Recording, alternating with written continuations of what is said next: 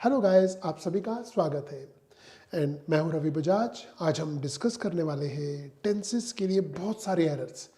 आपने अपने टेंसेस के टॉपिक को अच्छी तरह पढ़ लिया है, कंडीशंस को भी पढ़ लिया है, तो आज बनता है एक सीन, कुछ नई चीज़ें और कुछ पुरानी चीज़ें इसके अंदर आज हम डिस्कस करने वाले हैं। शुरू हो जाइए, कॉपी पेन उठाइए, स्क्रीनशॉट लेते रहिए साथ साथ और अपने कमेंट्स करते रहिए। तो टेंसेस टेंसेस में क्या है, एक्सरसाइज वी आर डूइंग। तो देखिए तीन तीन करके हम कितनी सारी एरर सॉल्व करेंगे। और अब मुझे लगता है अगर आपने हमारी पिछली सारी क्लासेस अटेंड की हैं तो मुझे नहीं लगता आपको कोई दिक्कत आएगी। ठीक है, चलिए स्टार्ट करते हैं। So this is question number 1।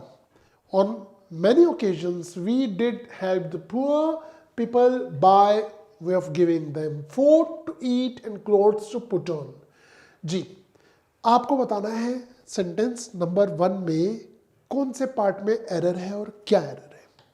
देखिए, ऑन मैनी ओकेजन्स, यहां तो मुझे कोई दिक्कत नहीं लग रही। ठीक है, ये तो सही लग रहा है। वी डिड हेल्प, यहां गड़बड़ लग रही है। डिड के साथ सेकंड फॉर्म नहीं आती, तो आप क्या करेंगे, बी पार्ट आपका सही आंसर है, परंतु पॉइंट क्या है, या तो करो डिड हेल्प करो या फिर सिर्फ हेल्प्ड करो। ये भी सही है, ये भी सही है, बट डिड के साथ सेकंड फॉर्म नहीं आनी चाहिए। तो आपकी जो एरर पार्ट है वो बी है, जिसमें ये दिक्कत आपने देखी पास्ट इंडेफिनिट टेंस की। आइए जानते हैं question number 2। Although the manager was keen on getting the work done through Sohan yesterday, he tries to avoid it, no error। अगर आपको लगता है कि इस सेंटेंस में कोई भी एरर नहीं है तो आपका सही आंसर होना चाहिए नो एरर। बट मैं क्या कह रहा हूं, मुझे इसमें नो एरर दिख नहीं रही, मुझे इसमें एरर दिख रही है। तो ध्यान से पढ़िए पूरे सेंटेंस को, मैं पीछे हो जाता हूं, ध्यान से पढ़िए और जल्दबाजी मत कीजिएगा, आराम से पढ़िएगा। Although the manager was keen on getting the work done through Sohan yesterday, बच्चों यहां तक मुझे कोई दिक्कत लगी नहीं।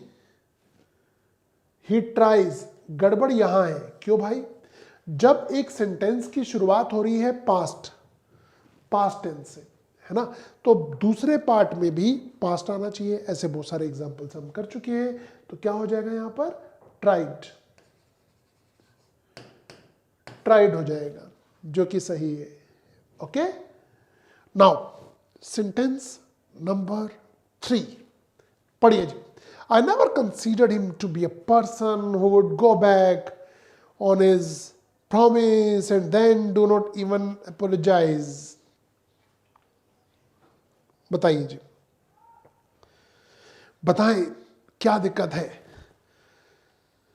बताएं जी। गलती हमें मिल चुकी है सी पार्ट में। कमेंट करके बताइए गलती क्या है, मैंने आपकी पूरी हेल्प कर दी।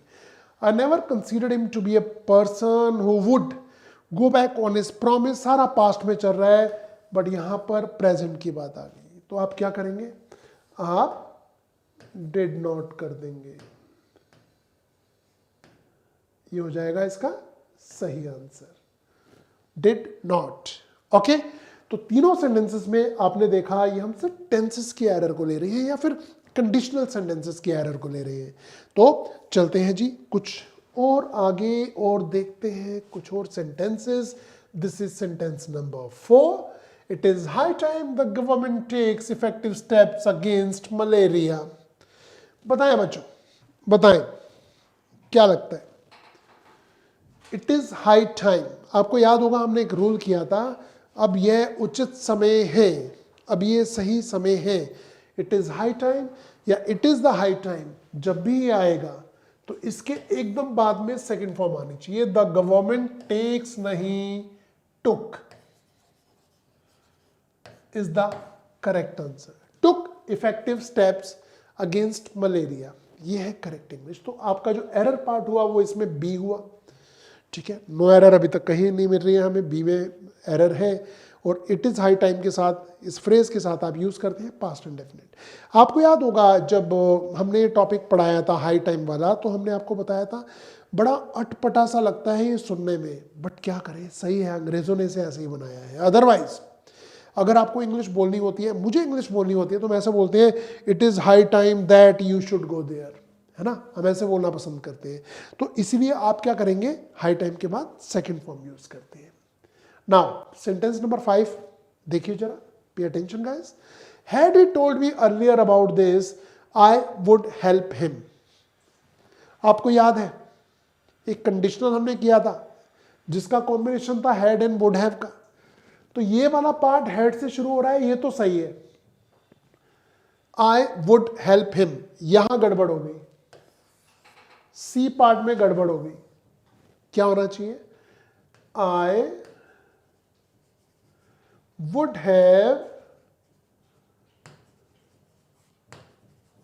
Helped is correct.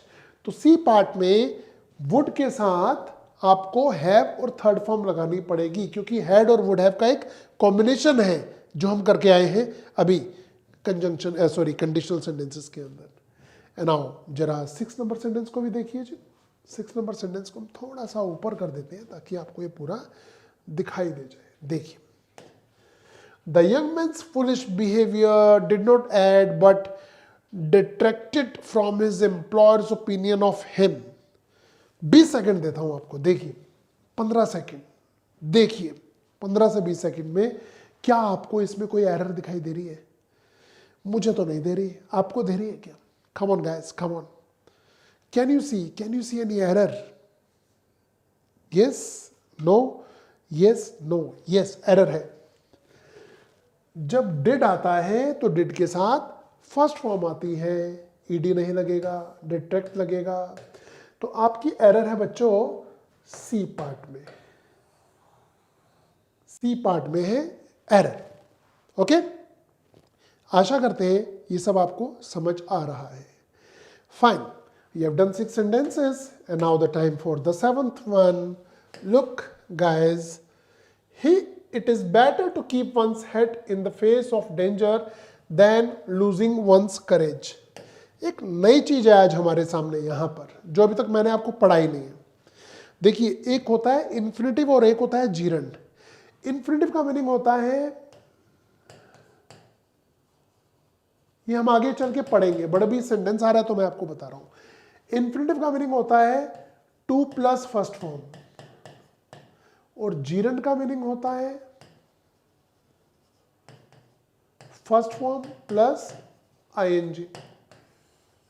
ठीक है, एक ही सेंटेंस में जब कंपैरिजन हो रहा होगा तो या तो दोनों इन्फिनेटिव आएंगे या दोनों जीरंड आएंगे। आपको आंसर मिल गया होगा मेरा इतना बोलने के बाद। एक बार दोबारा पढ़िए। It is better to keep one's head in the face of danger than losing one's courage. देखिए, यहां आ रहा है देन से पहले क्या आ रहा है, टू कीप, यानी कि इन्फिनेटिव, और देन के बाद क्या आ रहा है, जीरंड, लूजिंग। ये है एरर, ये है एरर। क्या करना चाहिए हमें, to lose is correct, this is correct, to lose. Fine, तो इन्फिनेटिव को इन्फिनेटिव से करिए और जीरंड को जीरंड से कंपेयर किया कीजिए, आपका सेंटेंस हो गया सही। सेंटेंस नंबर 8 देखिए। गोरी told me his name after he left, जो कि गलत है। बताइए जी, क्या लगता है आपको? गोरी टोल्ड मी हिज नेम, गोरी ने मुझे उसका नाम बताया, आफ्टर ही लेफ्ट। आपको याद होगा जो हमने कॉम्बिनेशन ऑफ टेंसेस किया था, तो आफ्टर के बाद ही लेफ्ट नहीं आएगा, एरर सी पार्ट में है। क्या आना चाहिए, he had left, he had left is correct. Fine, okay, सब आ रहा है समझ? एक नई चीज थी आज आपके लिए, इन्फिनेटिव और जीरंड। बाकी सब हमने पढ़ा था पिछली कुछ क्लासेस में, जिसकी हम एक्सरसाइज कर रहे हैं और कर भी चुकी हैं, आज भी कर रहे हैं। 9 नंबर सेंटेंस को देखिए, हम जरा स्क्रीन से पीछे हो जाते हैं। आप देखिए, Johan would have told you the truth if you had asked him. Johan ने सच बता दिया होता अगर आपने उससे पूछा होता। क्या बोलते हैं बच्चों, क्या एरर है इस पार्ट में? Is there any error? मुझे तो दिख रही है, क्या आपको दिख रही है? John would have told you the truth if you had asked him. बहुत इजी है, यहां पर would have आ रहा है और यहां पर had प्लस थर्ड फॉर्म आ रही है, तो आपका सही आंसर है नो एरर। इस सेंटेंस में कोई एरर नहीं है। ओके, इस सेंटेंस में कोई भी एरर नहीं है। Okay, now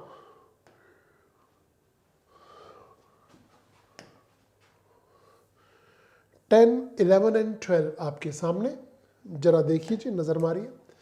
if majority of the individuals are in a state proper, the state itself would prosper. क्या आप पता लगा पाएंगे कि सेंटेंस में कहां पर हमें एरर दिखाई दे रही है? देखिए, if majority of the individuals are in a state, ये सही है। Proper, the state itself would prosper. Would क्यों लगाया? जब एक पार्ट में प्रेजेंट होता है, प्रेजेंट, तो दूसरे पार्ट में फ्यूचर इंडेफिनिट आता है, तो यहां वुड नहीं विल आना चाहिए। Will prosper is correct. Would की जगह विल कर दो। आपको मैं याद दिला रहा हूं वो टॉपिक, जब मैं आगरा जाऊंगा तो आपके लिए मिठाई लाऊंगा। When I go to Agra I will bring sweets for you. I would नहीं किया था। वुड तो तब करते जब इससे पहले पास्ट होता, when I went to Agra, if I went to Agra, ऐसा होता तो, है ना। तो यहां पर हमने विल कर दिया, हमारा सेंटेंस हो गया सही, क्योंकि प्रेजेंट के साथ फ्यूचर का कॉम्बिनेशन यूज होता है। Now his tradition bound attitude had to be a constant source of dissatisfaction among the young members of the family. बताएं जी, बताएं कहां पर गड़बड़ हो रही है? बता देते, हैड के साथ टू बी नहीं, हैड बीन होना चाहिए। हैड बीन होना चाहिए, ये है दिक्कत। तो यहां पर बी पार्ट में एरर है। His tradition bound attitude had been a constant source of dissatisfaction among the younger members of the family. यहां एक चीज और कर सकते थे, ये तो पक्का है कि एरर बी पार्ट में है। आप ऐसे भी कर सकते थे कि हैज बीन कर देते और आपने कर दिया हैड बीन, ये भी सही है। ओके, देखिए जी, क्वेश्चन नंबर, आगे बढ़ते हैं हम।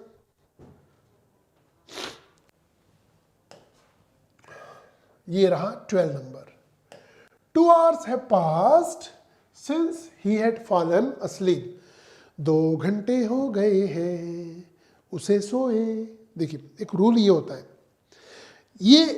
ये वाला पार्ट मैंने अभी तक आपको नहीं पढ़ा है, ये हम कंजंक्शन में पढ़ेंगे। जब सिंस आ जाए और सिंस के बाद अगर किसी टेंस में टाइम आ रहा हो, एक तो होता है सिर्फ लिखा हो सिंस 2 o'clock, तो ठीक होता, कोई दिक्कत नहीं थी, ठीक है। बट यहां पर कुछ और टेंस देने की कोशिश की है, तो याद रखिएगा सिंस के बाद हमेशा पास्ट इंडेफिनिट आता है। क्या? सिंस के बाद हमेशा पास्ट इंडेफिनिट आता है। ऐसा हम कंजंक्शन में आपको पढ़ाएंगे। Since he fail asleep, had fallen की जगह हो जाएगा ही फेल asleep। ये है इसमें एरर। Got it? ठीक है बच्चों, तो वी हैव डन 12 सेंटेंसेस। आशा करते हैं every point is clear to you guys. आइए बढ़ते हैं थोड़ा सा और आगे, और सेंटेंस नंबर 13 को देखिए। सेंटेंस नंबर 13 में 13, 14, 15 में देखिए क्या है। I have seen her only once but I am liking her a lot. मैंने उसे सिर्फ एक ही बार देखा है, बट मैं उसे पसंद कर रहा हूं। भाई साहब, आप हिंदी में पसंद करिए, क्या दिक्कत है? इंग्लिश में पसंद करेंगे तो कॉन्टिन्यूस में मत करिए, इंडेफिनिट में करिए। जी हाँ, मैं आपको याद दिला रहा हूं, वो वर्ड्स के इलस्ट्रेटिव वर्ब्स किए थे हमने, जो कि हमेशा इंडेफिनिट में यूज होते हैं। So but I like her is correct, this is more correct. Okay, तो अगर आपको कहना है कि मैं देख रहा हूं, तो आई एम सीइंग नहीं बोलेंगे, आई सी बोलेंगे। मैं रिक्वेस्ट कर रहा हूं, आई एम रिक्वेस्टिंग नहीं करेंगे, रिक्वेस्ट करेंगे। मैं समझ रहा हूं, आई एम अंडरस्टैंडिंग नहीं बोलेंगे, आई अंडरस्टैंड बोलेंगे। ठीक है, तो चलिए जी बढ़ते हैं आगे। He ate nothing since yesterday, इसे देखिए और इसे भी देखिए। Supposing that the information proves to be totally reliable, should we still have to recast the plans. इन दोनों सेंटेंसेस का आंसर निकालिए जल्दी। थोड़ा सा समय दे रहा हूं मैं आपको, 30 से 40 सेकेंड्स। मैं स्क्रीन से पीछे हो जाता हूं, जल्दी देखिए और बताइए दोनों सेंटेंसेस में कहां पर एरर है।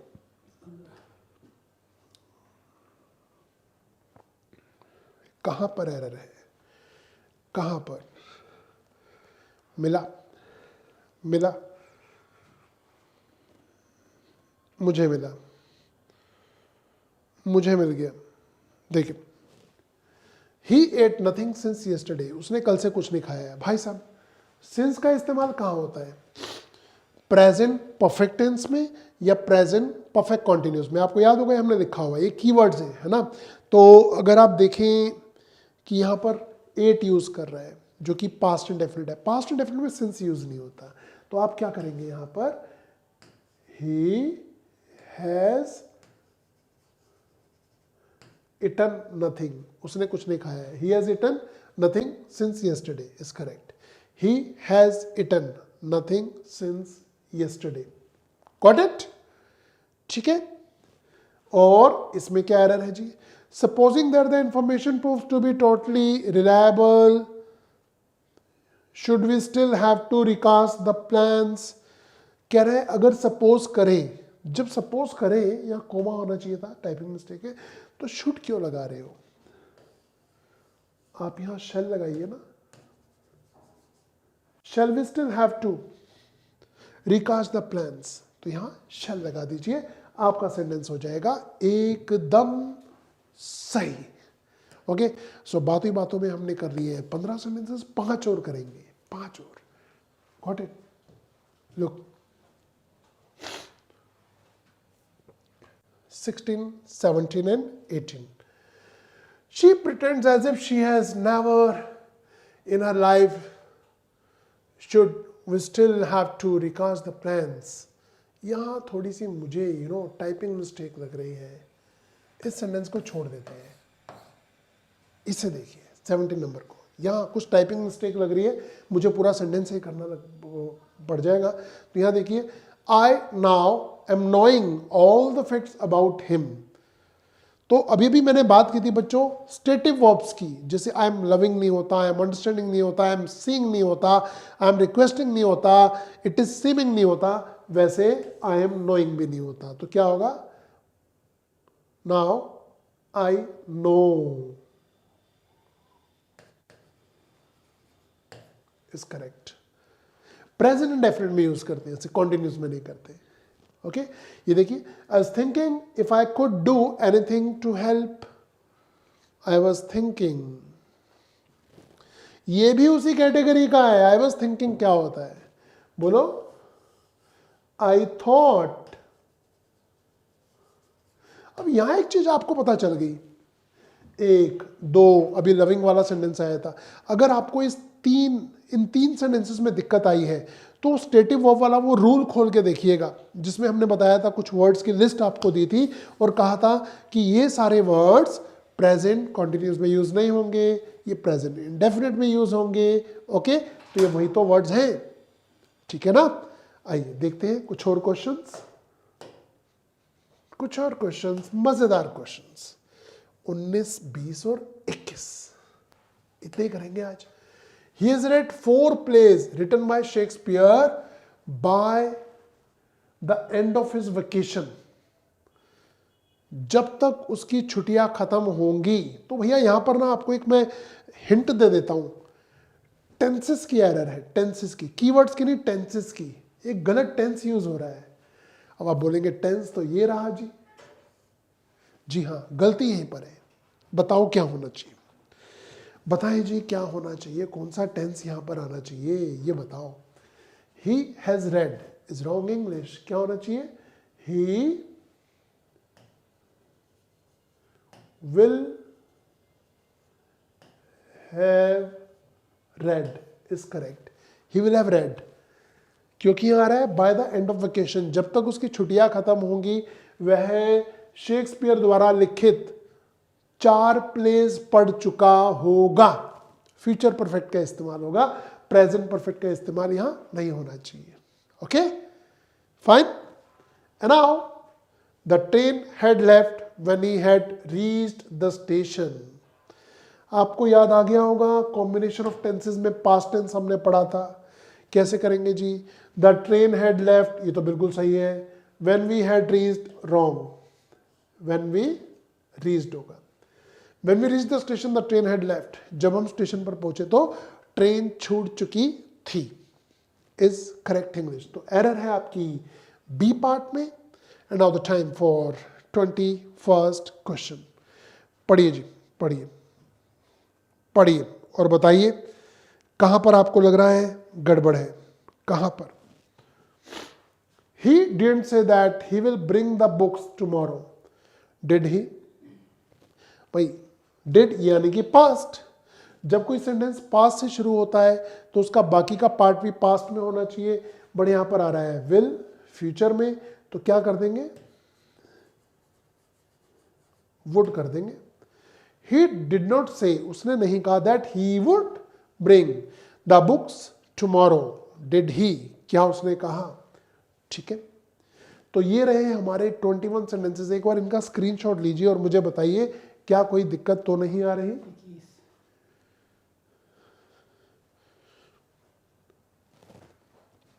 Got it? ले लिया स्क्रीनशॉट? बच्चों देखिए, आज हमने जितनी भी एरर्स की उसमें ज्यादातर हमने कौन सी की?